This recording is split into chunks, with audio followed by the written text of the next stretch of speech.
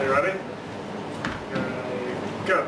Okay, my name's Devon, and I'm going to be talking you through a website I built called NDEP. Why is that one on?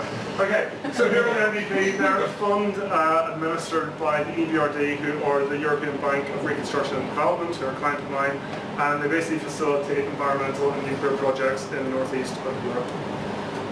The brief, there wasn't really much of a brief. They had a current website and they wanted to move it to WordPress. I convinced them to go with a responsive design. They'd already hired in an external designer and he'd done like, I don't know, 3 page mock-ups or something.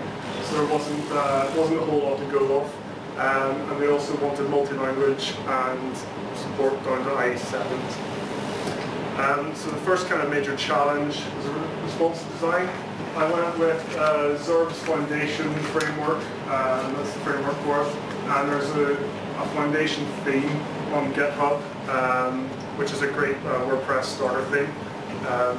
So definitely check those out. The foundation also comes with a really cool responsive slider, which was really useful for this project.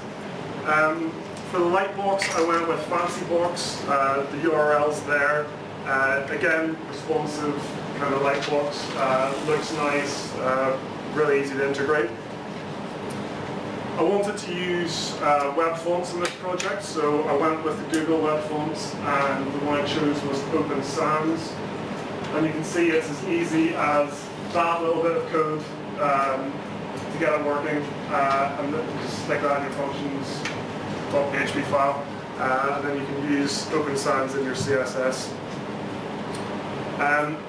The site had a lot of custom content, 5 custom post types, things like events, projects, partners, also a lot of custom metadata. So I ended up using the Advanced Custom Fields plugin for that.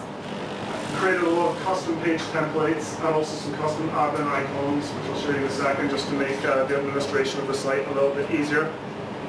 Here you can see the custom post type is project. Here's advanced custom fields in action, giving me all the metadata. And on the side there, we've got the custom icons that I designed.